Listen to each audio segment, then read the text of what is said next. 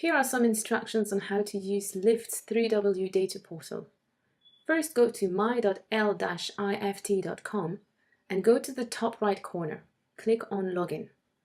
The first thing to do to access this information is to either request access and follow the instructions if you don't have an account yet, or to enter your email address and password to login.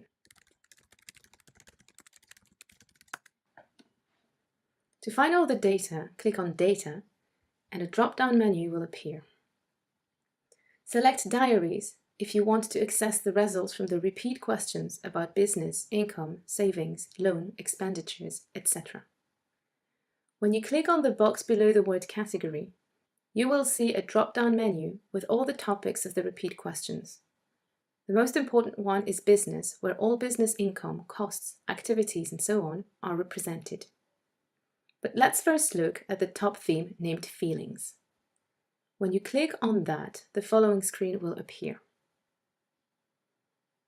On the left, you see all the questions related to feelings. The first one is the respondents' reported happiness. On the right, you see the graph with the data appearing. So here, we can see that some respondents said they were very happy, some others said they were a little bit happy, while others said it was neutral. Note that very few respondents said they were unhappy. The portal's default is to present the data by wealth band, PPI score. You can see them ordered as ultra poor, poor, upper poor, comfortable, and wealthy. You can also choose other segmentations in the box labeled Segmentation. When you click on that box, you see this drop-down menu, and the choices are PPI score, age, marital status, etc. When you click on one of those segmenting dimensions, the data will be arranged according to that segmentation. For instance, when you click on age, a new graph emerges. So this way, you can see whether younger people are happier than older people, vice versa, or about the same. Now, you can also look at the data for the entire group together, unsegmented, by clicking on No Segmentation. In this case, the data will be shown as a pie chart. Above segmentation, there is a button labeled Respondents Filter. When you click on that, you will see another drop-down menu. When you click here on Age, you will see several boxes per age band. In this case, you need to untick the boxes that you're not interested in. So for example, if I want to examine respondents aged 18 to 44, I need to untick these 3 boxes. Don't forget to click on Sync in order to have the data.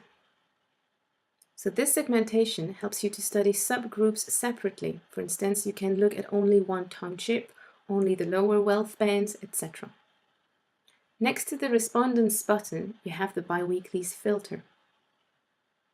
When clicking on that, you can zoom into certain periods of the year, once again by unclicking the boxes you're not interested in. Don't forget to sync to have the data. Now, you can also look at the data for individuals, but completely anonymously. In this case, you need to click on Case Study. To see one respondent's happiness, select their research number in the box labeled Respondent ID. So here, we can see that Respondent 1 has quite a fluctuation between very happy and neutral. Now, let's see if other respondents were happy and when. Let's have a look at Respondent 101. This respondent has quite a steady neutral mood. By scrolling over the graph, you can see when she felt a little bit happier, which in this case was in August and in September. The graphs sometimes show gaps, like in this case, which represent the interviews that they missed. Now, let's look at the core of this study, the business data. Let's move back to Diaries and select in Categories, let's select Business. When you select Business, you will see the following questions appearing on the left side. The top question is Business is active in any form. This is a multiple selection question, meaning that one respondent may have several businesses active. The default display is the graph for the first question component by PPI score, in this case, retail sales. Those people who reported to have retail sales at baseline were asked whether their retail business was active in each interview. Here, if you want to know about all business types, you have to click on Overview and not on No Segmentation. There is no segmentation button in this case. That will display all the different types of business and what portion of the interviews they were reported to be active. Here, you can see that retail is relatively more active and cash crop or horticulture less active, probably because they are seasonal. One of the very interesting features is that you can extract or print all the graphs so that you can use them directly in a report or paste them on your social media.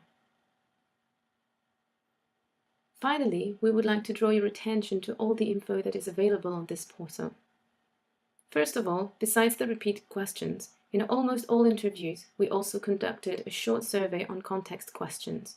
These are under the button Bi-weekly Specials. These were about financial literacy, indebtedness, migration, gender, and many others. In the box labeled Bi-weekly, you can select which special questions you want to view. This is a treasure of information, and we warmly recommend that you roam through these. The other important information is the data from the intake, baseline, midline, and endline interviews, which you can find here in the menu. If you need support on the portal, please contact Jose Val by sending her an email to jvahl@lift.com.